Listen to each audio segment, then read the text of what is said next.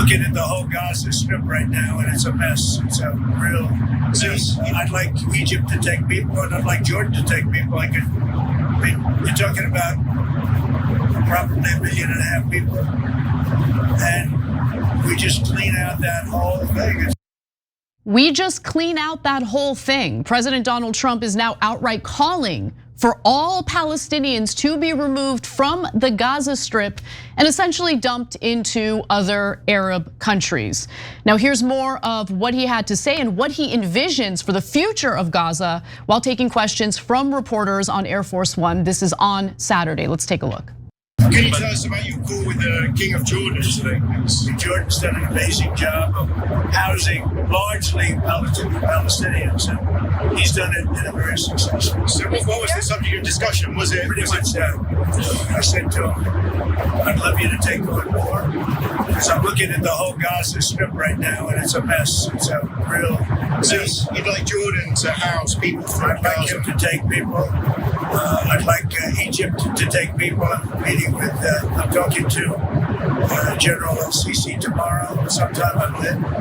And I'd like Egypt to take people, and I'd like Jordan to take people. I mean, you're talking about probably 1.5 million people, and we just clean out that whole thing. It's, it's over the centuries that's many conflicts that site. And I don't know, it's something has to happen, but it's literally a demolition site right now. Almost everything's demolished, and people are dying there. So I'd rather get involved with some of the Arab nations and build housing in a different location where they can maybe live in peace. The reason why they're unable to live in peace is because the Israeli government has refused to give the Palestinian people the ability to form their own state. And when you're talking about the disaster scene in the Gaza Strip, well, that disaster scene was partly caused by the United States supplying Israel with the bombs that it continued to drop on the Gaza Strip, destroying nearly every single building in the region. So to say that you're going to add insult to injury by pushing Palestinians, 1.5 million people, out of their own land as a result of what Israel did is outrageous to say the least. And to put this responsibility on neighboring Arab countries to basically absorb 1.5 million refugees is out of control. Yeah, moving all 2.2 million Gazans from the Palestinians from Gaza is the definition of ethnic cleansing. That literally, you could say, if you're a right winger who just loves Trump and thinks that the demigod can do no wrong, you can say, oh, well, that's ethnic cleansing and genocide are great. Now I've changed my position to pro-war, pro-genocide, pro all these things. Okay, I mean, you live with that on your conscience if you like, but no one else thinks this is a good idea. Even Lindsey Graham, which we'll get to in a second, one of the top neocons, like, seems a bit much, okay? I mean, if the neocons think you went too far, Jesus. And of course, yet another exception for Israel, which we're gonna get to in a second. So the dog walking of Trump has begun. So why did I say that I thought Trump might be worse for this situation than Biden? Because it was obvious that Netanyahu wanted Trump to win. Netanyahu is not naive. He didn't want Trump to win because golly gee, just wanted a ceasefire so bad. Could have had that at any moment. No, Netanyahu plans to steal more Palestinian land, period. If you don't know that, you're the most naive person on earth, or you're purposely blinding yourself. So this is Donald Trump going, yeah, stealing the land sounds like a good idea to me. I mean, I got $337 million just from the Adelson family to help them steal this land. So golly gee, it looks like a great idea to me. So it's a horrific, disgusting thing that Donald Trump is talking about here. Let's hope to God that it never comes to fruition, not only on moral grounds, but at some point, you would imagine that this would cause some sort of cataclysmic war.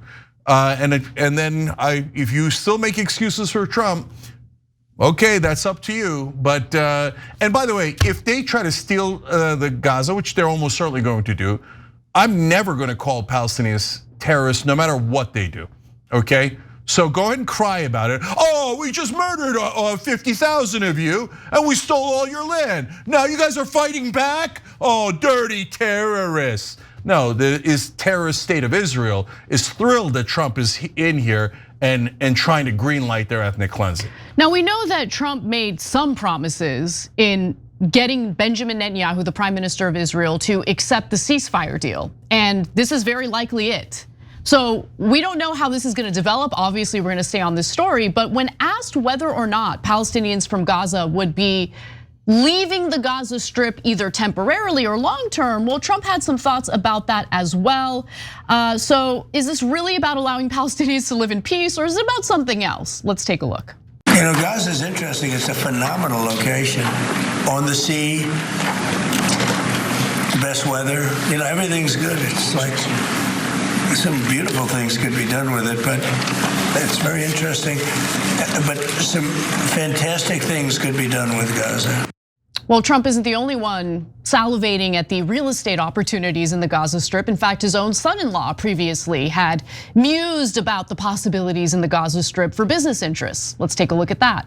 Gaza's waterfront property, it could be very valuable to if people would focus on kind of building up, livelihoods. So I think that it's a little bit of an unfortunate situation there, but I think from Israel's perspective, I would do my best to move the people out and then clean it up. It's just so transparent. So obviously, we already know that the far-right settlers in Israel had been planning to build additional illegal settlements in the Gaza Strip.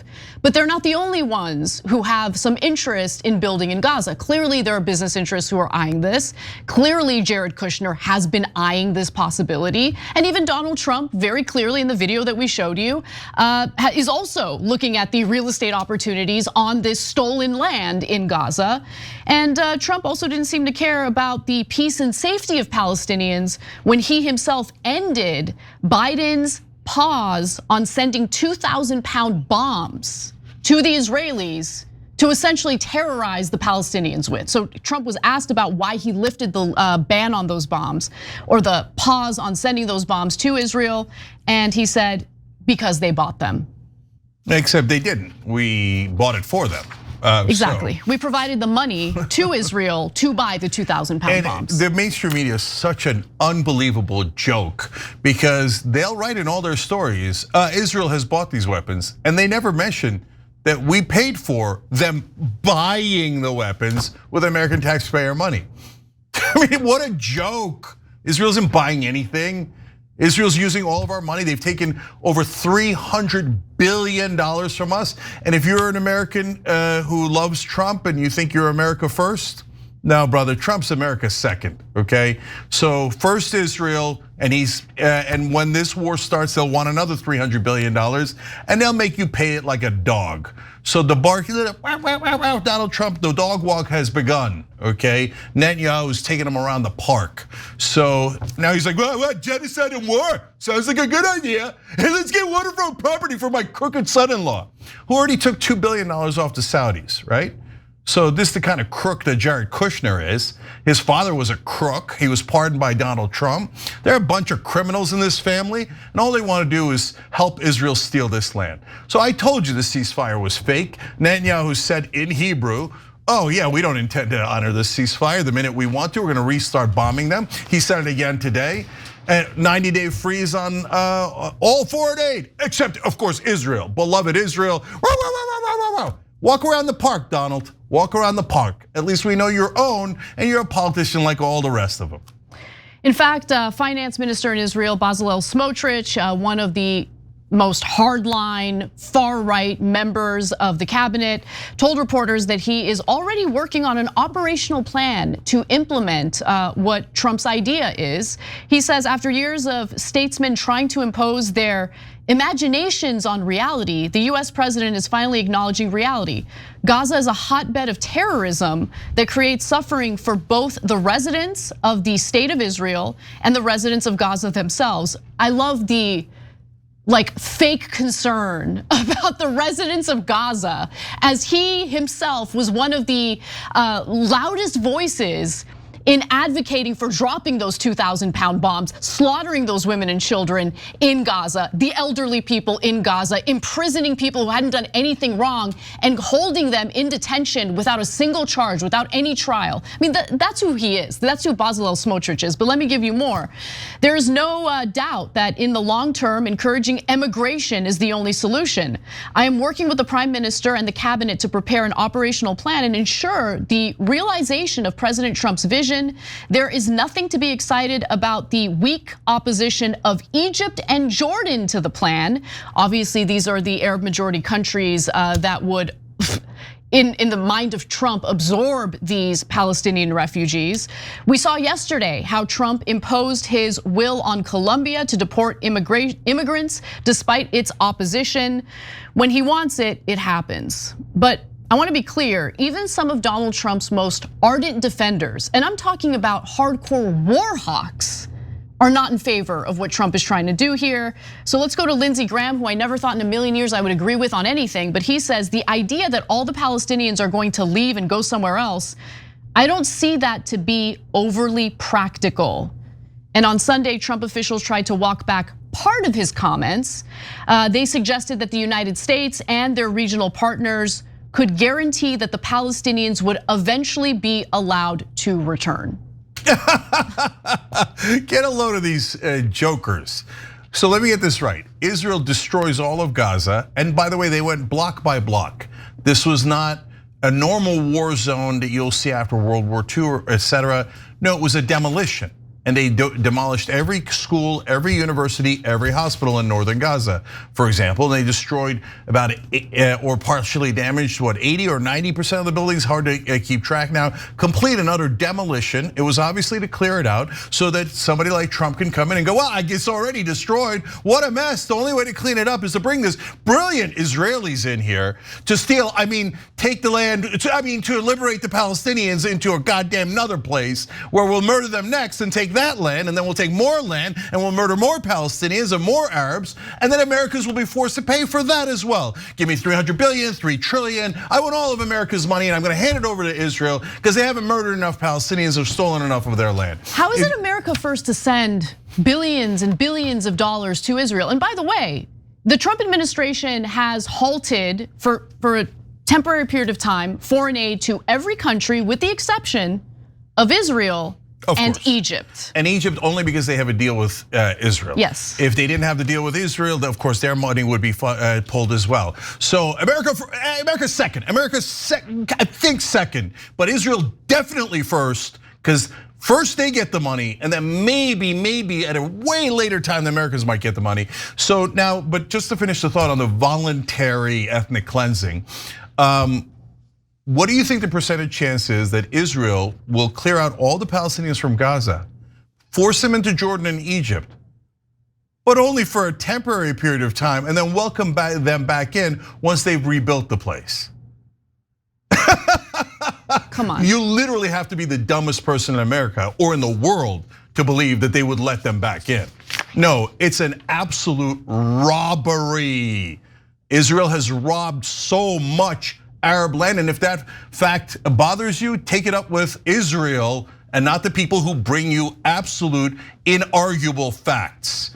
I know, our beloved ancient land, and Yahweh promised it to me. And America, you better be my bitch and have both Biden and Trump walk around the park like goddamn dogs. Give me all the money and give me all the land, Israel says. And Trump goes, "Wow, wow, wow, wow, wow, wow. Right away, sir."